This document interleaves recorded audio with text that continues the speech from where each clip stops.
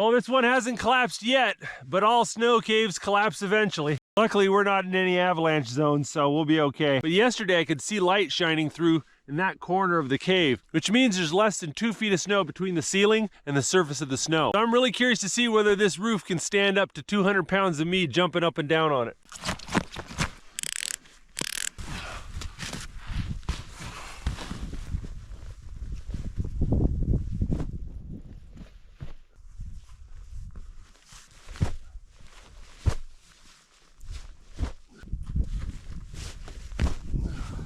I couldn't feel any movement.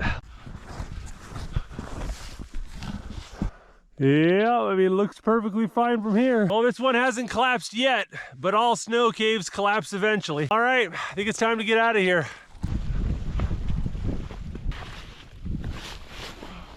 Oh, look how deep this snow is. Even with my snowshoes, it's going up to my kneecap. There's probably 2.5 feet of fresh snow. I got a sneaky suspicion that my car might be very stuck when I find it.